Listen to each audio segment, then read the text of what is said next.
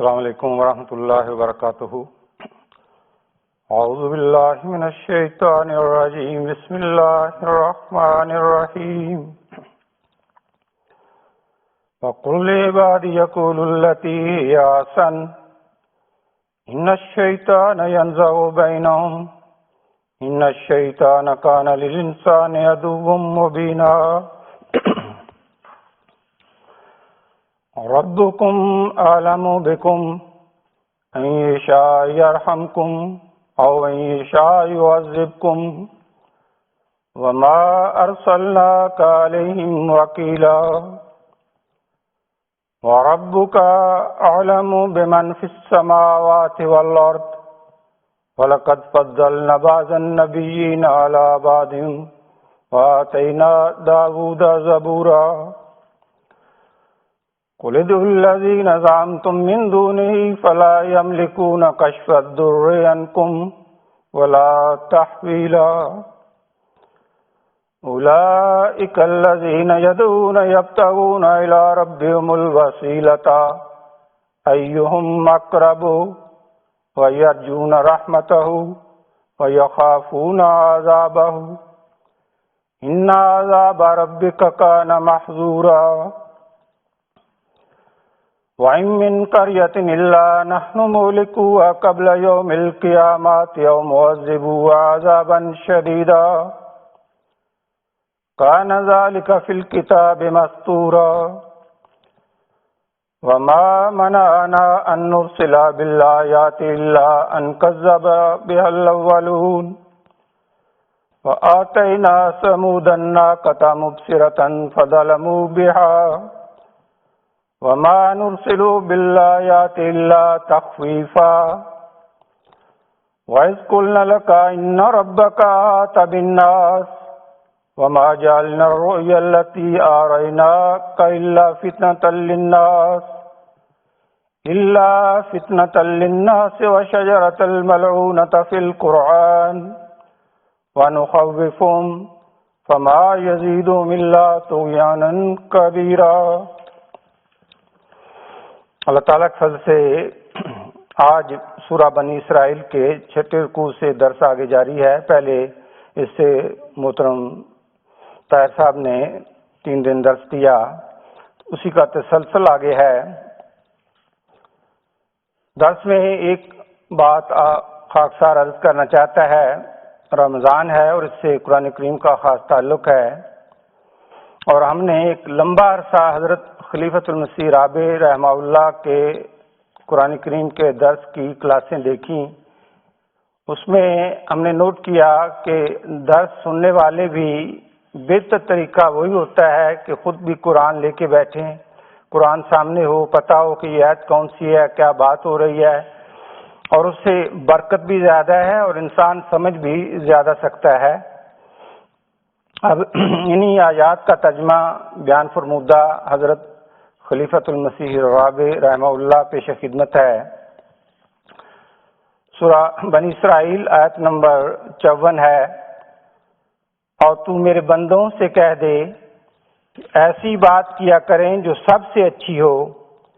یقیناً شیطان ان کے درمیان فساد ڈالتا ہے، شیطان بے شک انسان کا کھلا دشمن ہے۔ تمہارا رب تمہیں سب سے زیادہ جانتا ہے،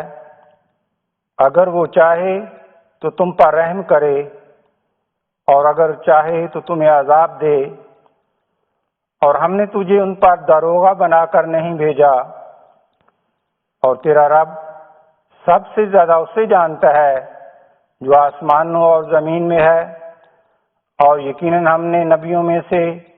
بعض کو بعض پر فضیلت دی، اور داؤد کو ہم نے زبور عطا کی۔ تو کہہ دے، پکارو ان لوگوں کو جنہیں تم اس کے سوا گمان کیا کرتے تھے، پس وہ تم سے تکلیف دور کرنے کی کوئی طاقت نہیں رکھتے اور نہ اسے تبدیل کرنے کی۔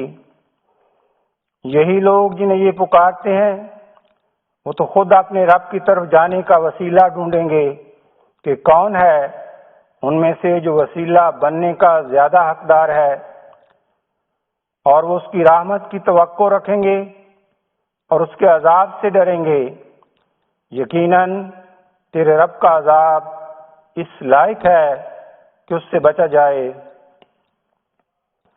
اور کوئی بستی نہیں مگر اسے ہم قیامت کے دن سے پہلے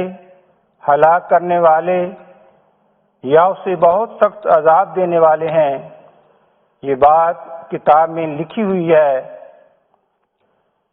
اور کسی بات نے ہمیں نہیں روکا کہ ہم اپنی آیات بھیجیں سوائے اس کے کہ پہلوں نے ان کا انکار کر دیا تھا۔ اور ہم نے سمود کو بھی ایک بصیرت افروز نشان کے طور پر اونٹنی عطا کی، پس وہ اس سے ظلم کے ساتھ پیش آئے، اور ہم نشانات نہیں بھیجتے مگر تدریجاً ڈرانے کی خاطر۔ اور یاد کر جب ہم نے تجھے کہا یقیناً تیرے رب نے انسانوں کو گھیر لیا ہے، اور وہ خواب جو ہم نے تجھے دکھایا اسے ہم نے نہیں بنایا مگر لوگوں کے لیے آزمائش، اور اس درخت کو بھی جو قرآن میں ملعون قرار دیا گیا، اور ہم انہیں تدریجاً ڈراتے ہیں مگر وہ انہیں سوائے بڑی سرکشی کے اور کسی چیز میں نہیں بڑھاتا۔ یہ اس رکوع کی آیات کا ترجمہ تھا، اور انشاءاللہ اس میں ایک تو پہلی آیت جس میں ایسی بات کرنے کی تلقین ہے جو سب سے اچھی ہو، اس پہ بات ہوگی۔ پھر اسی طرح اس میں اللہ تعالیٰ فرماتا ہے کہ اس نے بعض نبیوں کو بعض پر فضیلت عطا کی ہے، اس کو بھی انشاءاللہ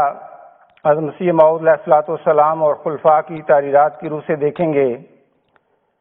اسی طرح پھر وسیلہ کا ذکر ہے کہ ہر کوئی خدا تعالی پہنچنے کے لیے ایک وسیلہ تلاش کرتا ہے، اس پہ بات ہوگی۔ اور پھر کہ ہر ایک بستی پہ جو عذاب آنا ہے اس سے کیا مراد ہے اور اس کی وجہ کیا بنتی ہے، اور پھر آخر پہ وہ کون سی رویا تھی جس کو اللہ نے آزمائش قرار دیا، اور شجر ملعونہ وہ لعنتی درخت، اس سے کیا مراد ہے۔ اس سے قبل رمضان کے حوالے سے اللہ تعالیٰ قرآن کریم کی اہمیت بیان کرتے ہوئے فرماتا ہے کہ یہ وہ برکت والا مہینہ ہے جس میں قرآن نازل کیا گیا، اور قرآن ہے کیا؟ ہدی للناس، الناس کے لیے ہدایت ہے۔ اب اس لحاظ سے قرآن کریم کا اگر حضرت صلی اللہ علیہ وسلم کی زندگی کا ایک سرسری بھی جائزہ لیا جائے تو رمضان میں قرآن کریم کی تلاوت اور اس پہ عمل عام دنوں کی نسبت کہیں زیادہ ہو جاتا تھا، اور اس کا تعلق صرف اس دنیا سے نہیں بلکہ ایک روایت ایسی بھی ملتی ہے کہ حضرت صلی اللہ علیہ وسلم اپنے پیار کرنے والوں کے قرآن کی تلاوت اس جہان میں بھی سنتے ہیں۔ تو یہ قرآن کی تلاوت کوئی معمولی عبادت نہیں، کوئی معمولی کتاب نہیں جس کو پڑھا جائے۔ حضرت منشی ظفر احمد صاحب رضی اللہ تعالیٰ عنہ کی ایک روایت ہے، وہ بیان کرتے ہیں کہ ایک دفعہ حضرت صلی اللہ علیہ وسلم کی خواب میں زیارت ہوئی، اور حضرت صلی اللہ علیہ وسلم نے فرمایا مرزا صاحب ہمارے فرزند ہیں، اور جب قرآن پڑھتے ہیں تو میری روح تازہ ہو جاتی ہے۔ اب یہ خدا تعالیٰ کا سلسلہ دونوں جہانوں کا اس کے اپنے حساب ہیں، تو اگر اس بات کو مد نظر رکھ کے قرآن کو اس طرح محبت اور حضرت صلی اللہ علیہ وسلم کے عشق میں پڑھا جائے تو اس کا اثر بالکل اور ہوتا ہے۔ دوسرا، حضرت مسیح موعود علیہ الصلوۃ والسلام نے قرآن کے بارے میں ایک بڑی بنیادی رہنمائی عطا کی۔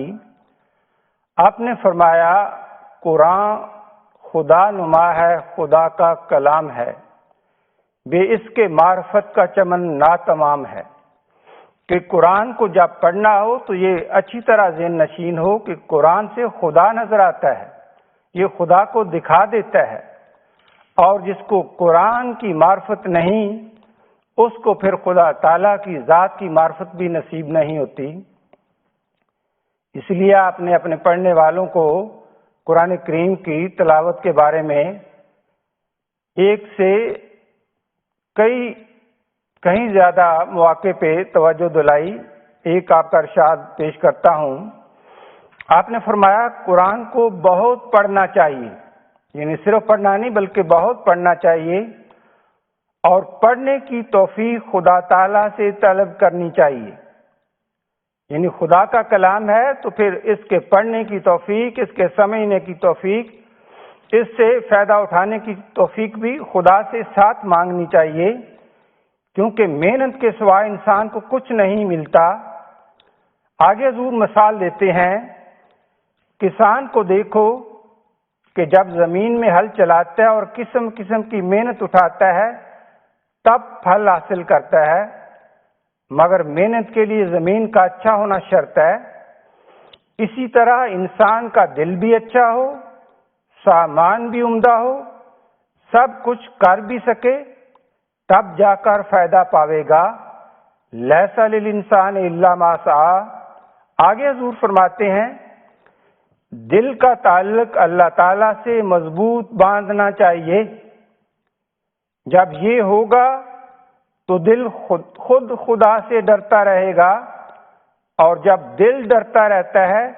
تو خدا تعالیٰ کو اپنے بندے پر خود رحم آ جاتا ہے اور پھر تمام بلاؤں سے اسے بچا لیتا ہے۔ تو آج دنیا اس بلا میں گھری ہوئی ہے، اس سے بچنے کا بھی نسخہ مسیح موعود علیہ الصلوۃ والسلام نے یہاں بتا دیا۔ پھر ہم احمدیوں پہ قرآن کریم کے پڑھنے اور اس پہ غور کرنے، اس پہ عمل کرنے کا دوسروں سے کہیں زیادہ فرض عائد ہوتا ہے، اس لیے کہ جماعت کے بانی مسیح موعود علیہ الصلوۃ والسلام کو اللہ تعالیٰ نے انظاری طور پہ ایک الہام کیا، جس کا ذکر کرتے ہوئے حضرت خلیفۃ المسیح ثالث رحمہ اللہ نے فرمایا کہ حضرت مسیح موعود علیہ السلام کو مخاطب کر کے اللہ تعالیٰ نے جماعت کو ایک اور زبردست تنبیہ بھی کی ہے، جس کو پڑھ کر انسان کانپ اٹھتا ہے۔ حضرت مسیح موعود علیہ السلام کو اللہ تعالیٰ نے الہام کے ذریعے یہ بتایا کہ من اعرض عن ذکری نبتلی بذریۃ فاسقہ ملحدہ یمیلون الی الدنیا ولا یعبدوننی شیئا۔ اور آپ نے اس کا ترجمہ یہ فرمایا، یعنی خلیفۃ ثالث رحمہ اللہ مسیح موعود علیہ السلام کی طرف اس ترجمے کا بتاتے ہوئے فرماتے ہیں، جو شخص قرآن سے کنارہ کرے گا ہم اس کو خبیث اولاد کے ساتھ مبتلا کریں گے، جن کی ملحدانہ زندگی ہوگی، وہ دنیا پر گریں گے اور میری پرستش سے ان کو کچھ بھی حصہ نہ ہوگا، یعنی ایسی اولاد کا انجام بد ہوگا اور توبہ اور تقوی نصیب نہیں ہوگا۔ آگے حضور فرماتے ہیں خلیفۃ ثالث رحمہ اللہ، پس اگر آپ اللہ تعالیٰ کے غضب سے بچنا چاہتے ہیں، اور اگر آپ یہ چاہتے ہیں کہ آپ کی اولاد ذریہ فاسقہ ملحدہ نہ ہو، جو دنیا کی طرف مائل اور اپنے رب کو بھولنے والی ہو، تو آپ کے لیے ضروری ہے کہ جہاں آپ خود قرآن کریم کو سیکھیں، وہاں اپنی اولاد کو بھی قرآن کریم سکھائیں۔ پھر ہمارے پیارے امام حضرت خلیفۃ المسیح الخامس سیدہ اللہ تعالیٰ بن نصر العزیز جماعت کے احباب کو مخاطب کرتے ہوئے فرماتے ہیں، وَلَقَدْ يَسَّرْنَا الْقُرْآنَ لِلذِّكْرِ فَهَلْ مِن مُدَّكِرٍ۔ یہ ان لوگوں کے لیے خاص طور پہ جو کہتے ہیں قرآن کریم کو پڑھنا سمجھنا مشکل ہے، اس کے جواب میں حضور فرماتے ہیں اس آیت کا ترجمہ کرتے ہوئے، اور یقیناً ہم نے قرآن کو نصیحت کی خاطر آسان بنا دیا ہے، پس کیا ہے کوئی نصیحت پکڑنے والا؟ بس یہ اللہ تعالیٰ کا دعویٰ ہے، یہ اس کا دعویٰ ہے جس نے انسان کو پیدا کیا ہے، اس کی فطرت کی ہر اونچ نیچ کو جانتا ہے، اس کے اندر کو بھی جانتا ہے جہاں تک انسان خود بھی نہیں پہنچ سکتا۔ اس کو پتہ ہے کہ کس شخص کی کتنی استعدادیں ہیں اور اس کی فطرت میں کیا کیا خوبیاں یا برائیاں ہیں۔ اس نے فرمایا کہ تم نصیحت پکڑنے والے بنو تم اس کو پڑھ کر اس پر عمل کرنے والے بنو، صرف نام کے مسلمان ہی نہ ہو، صرف یہ دعویٰ کر کے کہ ہم نے امام مہدی کو مان لیا اور بس قصہ ختم، اس کے بعد دنیاوی دھندوں میں پڑ جاؤ۔ اگر اس طرح کرو گے تو اللہ تعالیٰ کے احکامات کو بھلانے والے ہوگے۔ اب یہ ارشادات واضح کرتے ہیں کہ قرآن کریم کی تلاوت روزمرہ بھی اور خاص طور پہ اس رمضان میں تو باقاعدہ حضرت صلی اللہ علیہ وسلم کی سنت کے مطابق کم از کم ایک نہیں تو دو نہیں تو کم از کم ایک دفعہ مکمل قرآن کا دور کرنے کی کوشش کرنی چاہیے۔ اللہ تعالیٰ سے توفیق بھی مانگنی چاہیے۔ حضور انور کو بھی اس سلسلہ میں خطوط دعائیہ جو ہیں وہ لکھنی چاہیے۔ اب آگے چلتے ہیں، تلاوت کی بات ہو رہی ہے کہ تلاوت کرنی چاہیے۔ اب اس سلسلے میں مسیح موعود علیہ الصلوۃ والسلام نے خاص طور پہ اللہ تعالیٰ کی طرف سے جو علم قرآن پایا ہے اس کی روشنی میں ہماری بے شمار طریق سے رہنمائی کی ہے۔ اب قرآن پڑھنے سے اللہ تعالیٰ پہلے فرماتا ہے کیا کرنا ہے، فَإِذَا قَرَأْتَ الْقُرْآنَ فَاسْتَعِذْ بِاللَّهِ مِنَ الشَّيْطَانِ الرَّجِيمِ، کہ جب بھی قرآن پڑھنے لگو تو اللہ تعالیٰ سے پناہ حاصل کیا کرو شیطان مردود کے خلاف۔ اب مسیح موعود علیہ الصلوۃ والسلام کیونکہ سوال اٹھتا ہے کہ قرآن تو اللہ کا کلام ہے اور اللہ کے کلام کے بارے میں خود اللہ قرآن میں فرماتا ہے کہ باطل اس کے نہ دائیں طرف سے آ سکتا ہے، نہ آگے سے، نہ پیچھے سے، یعنی محفوظ ہے۔ تو پھر سوال اٹھتا ہے کہ قرآن پڑھتے ہوئے شیطان سے پناہ کیوں مانگنی ہے؟ کیا وہاں بھی شیطان کا خطرہ ہے؟ مسیح موعود علیہ الصلوۃ والسلام اس کی حکمت بیان کرتے ہوئے فرماتے ہیں، اے طالب معرفت جان لو کہ جب کوئی شخص سورہ فاتحہ اور قرآن کریم کی تلاوت کرنے لگے تو اس پر لازم ہے کہ وہ اعوذ باللہ من الشیطان الرجیم پڑھے، جیسا کہ قرآن کریم میں حکم ہے، کیونکہ کبھی شیطان خدا تعالیٰ کی رخ میں چوروں کی طرح داخل ہو جاتا ہے اور اس کے حرم کے اندر آ جاتا ہے جو معصومین کا محافظ ہے۔ پس اللہ تعالیٰ نے ارادہ فرمایا کہ سورہ فاتحہ اور قرآن کریم کی تلاوت کے وقت اپنے بندوں کو شیطان کے حملہ سے بچائے، اسے اپنے حربہ سے پسپا کرے، اس کے سر پر تبر رکھے اور غافلوں کی غفلت سے نجات دے۔ پس اس نے شیطان کو دھتکارنے کے لیے جو قیامت تک راندہ درگاہ ہے اپنے ہاں سے بندوں کو ایک بات سکھائی، اور اس مخفی امر یعنی تعوذ میں یہ راز ہے۔ اب حضور فرماتے ہیں کہ یہ اللہ تعالیٰ نے یہ ایک مخفی بات تھی، خفیہ بات تھی، وہ کیوں سکھائی کہ اعوذ باللہ پڑھنا کیوں ضروری ہے؟ فرمایا یہ راز ہے کہ شیطان قدیم سے انسان کا دشمن ہے اور وہ اسے پوشیدہ اور اچانک طور پر ہلاک اور برباد کرنا چاہتا ہے۔ اس کے نزدیک سب سے زیادہ پسندیدہ چیز انسان کو تباہ کرنا ہی ہے، اس لیے اس نے اپنے نفس پر لازم کر لیا ہے کہ وہ ہر اس امر کی طرف کان لگائے رکھے جو خدائے رحمان کی طرف لوگوں کو جنت کی طرف بلانے کے لیے نازل ہوتا ہے، اور قرآن کا مقصد بھی انسانوں کو خدا تعالیٰ کی جنت میں لے جانا ہے۔ اس لیے اس کے پڑھتے ہوئے تو خاص طور پہ شیطان جو ہے وہ حاضر ہوتا ہے تاکہ کسی طرح اس سے توجہ ہٹ جائے۔ آگے حضور فرماتے ہیں، اور وہ اپنی تمام تر کوشش گمراہی اور فتنہ کے پھیلانے میں خرچ کرے، پس اللہ تعالیٰ نے انبیاء کی بعثت کے ذریعہ اس کے لیے ناکامی اور تلخیاں مقدر کر رکھی ہیں۔ اللہ تعالیٰ نے اسے شروع میں قتل تو نہیں کیا بلکہ اسے اس وقت تک مہلت دے دی جب مردے خدا تعالیٰ بزرگ و برتر کی اجازت سے دوبارہ زندہ کیے جائیں گے، اور اس نے تعوذ میں الشیطان الرجیم کے الفاظ رکھ کر اس کے قتل کی خبر دی ہے۔ بس یہی وہ کلمہ ہے جو بسم اللہ الرحمن الرحیم سے قبل پڑھا جاتا ہے۔ آگے حضور اس پہ روشنی ڈالتے ہوئے فرماتے ہیں، اور شیطان کا نام رجیم بطور پیش گوئی رکھا گیا،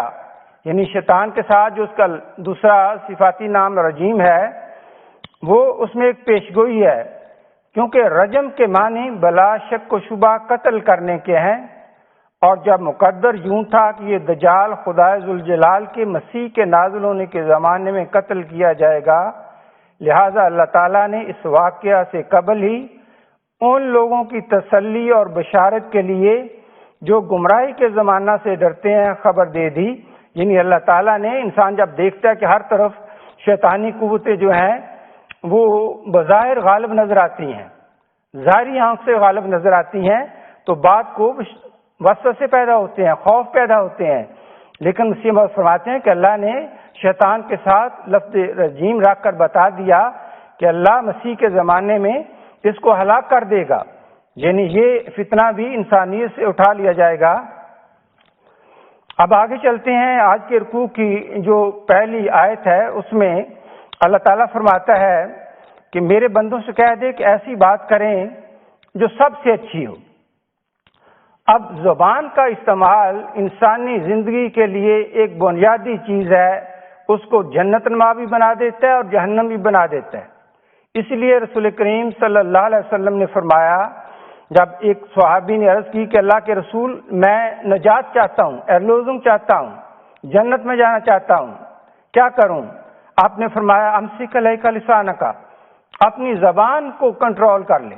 اس کو اپنے قابو میں کر لے۔ تو یہ وہ چیز ہے جو بنیادی ہے اس جنت میں جانے کے لیے، اور پھر زبان کی بات جو نکلتی ہے معمولی نہیں۔ اللہ تعالیٰ کے رسول صلی اللہ علیہ وسلم نے فرمایا کہ دیکھو،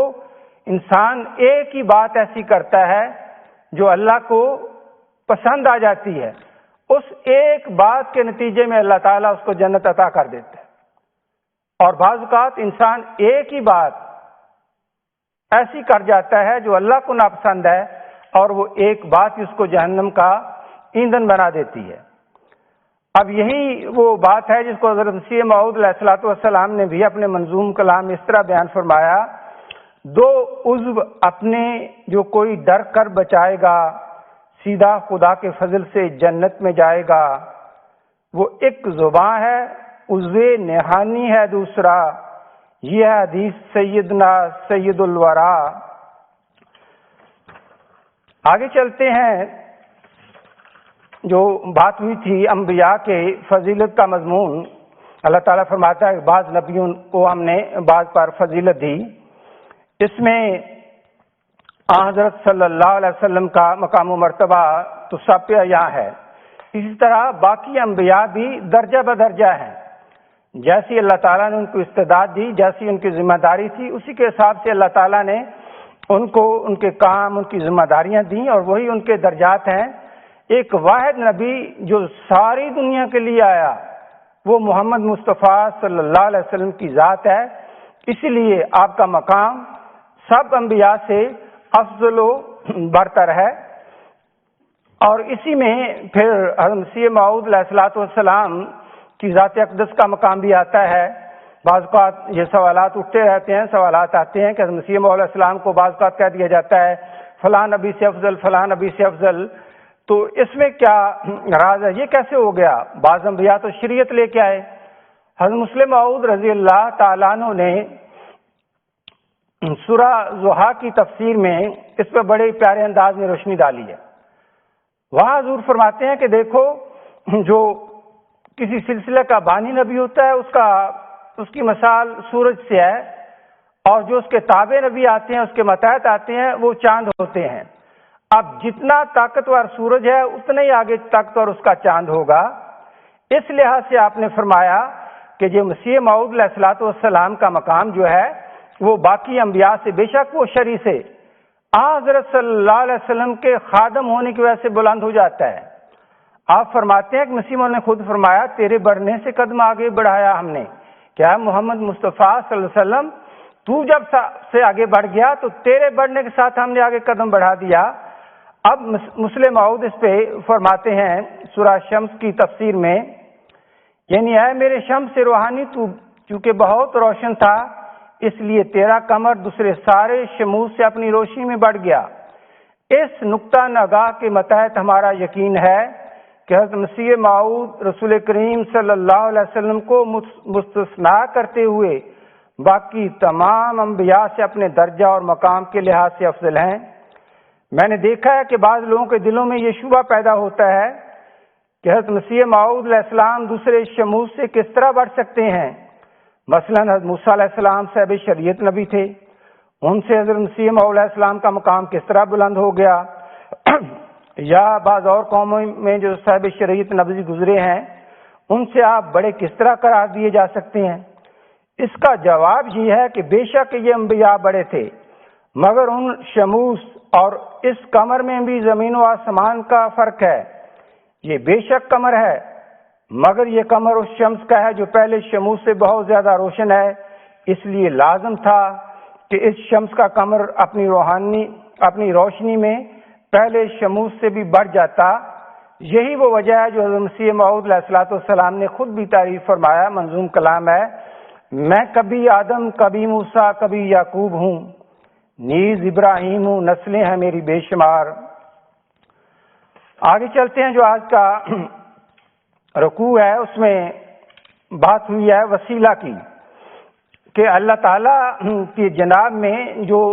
بزرگ اور صاحب حیثیت ہوتے ہیں، انبیاء ہیں، ان کے خلفاء ہیں، اولیاء ہیں، یہ سارے بھی خدا تعالیٰ تک خود وسیلہ تلاش کرتے ہیں کہ خدا تک کیسے پہنچا جا سکتا ہے، کون خدا کے حضور زیادہ قریب ہے، اس کو ڈھونڈتے ہیں. اب حدیث میں بھی اس کا ذکر آتا ہے، بخاری اور مسلم میں اس مضامین کی مختلف روایات ہیں، الفاظ مختلف ہیں، لیکن ایک بنیادی مفہوم وہاں پہ ہے کہ قیامت کو جب اللہ تعالیٰ کی تجلی اپنے زوروں پہ ہوگی تو جتنے بھی مومنین ہیں وہ کوشش کریں گے کہ کوئی اللہ تعالیٰ کے حضور کی شفاعت کرے. وہ حضرت آدم کو وسیلہ بنانے کی کوشش کریں گے، وہ ان کو حضرت نوح کی طرف بھیج دیں گے، حضرت نوح ان کو ابراہیم علیہ السلام کی طرف بھیج دیں گے، حضرت ابراہیم علیہ السلام انہیں حضرت موسیٰ علیہ السلام، اس طرح حضرت عیسیٰ علیہ السلام، اور آخر محمد مصطفیٰ صلی اللہ علیہ وسلم کے حضور وہ حاضر ہوں گے اور عرض کریں گے کہ ہماری شفاعت کیجیے. تو آن صلی اللہ علیہ وسلم اسی وقت فرماتے ہیں حدیث میں کھڑا ہو کے اللہ تعالیٰ کے عرش کے سامنے سجدہ ریز ہو جاؤں گا. اب یہ صرف محمد مصطفیٰ صلی اللہ علیہ وسلم کے ماننے والے نہیں، جو رحمت للعالمین آپ کو اللہ تعالیٰ نے قرار دیا، تمام جو گزر چکے ہیں ان کی خاطر دوسرے نبیوں کے ماننے والے ہیں، آپ خدا تعالیٰ کے حضور اس کے عرش کے سامنے سجدہ میں گر جاتے ہیں اور اتنی دیر سجدہ میں رہتے ہیں کہ خدا تعالیٰ خود فرماتا ہے کہ اے محمد صلی اللہ علیہ وسلم، اب سر کو اٹھا، مانگ جو مانگتا ہے تجھے دیا جائے گا،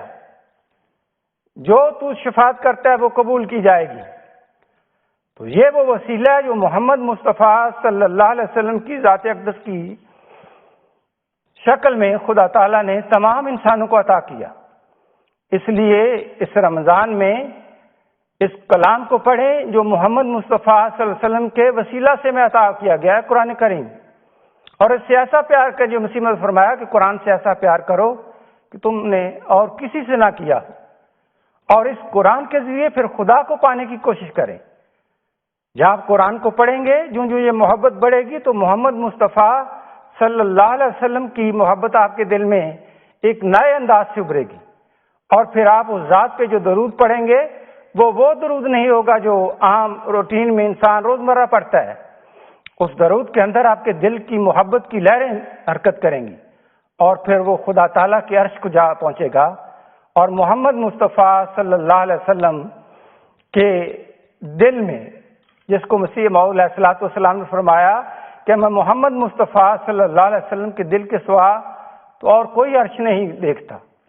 اس میں جاتی ہیں. اور مسیح موعود علیہ السلام نے خود فرمایا کہ پھر وہ کیا ہوتا ہے، فرمایا درود پڑھتے ہیں لوگ تو وہ درود روشنی کے ستونوں کی شکل میں خدا تعالیٰ کے اذن سے محمد مصطفیٰ صلی اللہ علیہ وسلم کے دل میں چلا جاتا ہے، اور وہاں سے پھر نور نکلتا ہے جو جتنا کسی نے درود پڑھا اس کے حصہ کے مطابق اللہ تعالیٰ کے فضل سے وہ روشنی اس انسان کو پہنچتی ہے. اور یہ نور ہے جس پہ نجات ہے. آپ جتنا وہ نور حاصل کر سکتے ہیں، یہ مہینہ نور حاصل کرنے کا ہے. اللہ تعالیٰ کی طرف لپکیں اور روزانہ بار بار عرض کر، ایک روزہ گزرتا ہے اور دیکھیں کہ خدا تعالیٰ سے میرا کتنا فاصلہ کم ہوا ہے، میں کتنا خدا کے نزدیک ہوا ہوں. اور یہ رمضان نہ گزرے کہ اللہ کرے کہ ہم سارے باخدا ہو جائیں اور اپنی دعاؤں میں خلیفۃ المسیح پھر بنی نوع انسان کو جتنا وسیع کرتے جائیں آپ اپنی دعا کو. مسیح علیہ السلام فرماتے ہیں کہ میں تو جب تک دشمنوں کے لیے بھی دعا نہ کروں تو دل صاف نہیں ہوتا. سب کی ہدایت کے لیے، نجات کے لیے دعا کریں اور اللہ تعالیٰ کے فضلوں کو سمیٹیں اور اس قرآن کو اپنی زندگی کا اوڑھنا اور بچھونا بنا لیں. مسیح موعود علیہ الصلوۃ والسلام نے واضح فرمایا کشتی نوح میں کہ دیکھو تمہارے ایمان کا مصدق یا مکذب قیامت کے دن قرآن ہے. یعنی قرآن وہ پیمانہ ہے جس سے اعمال ناپے جائیں گے،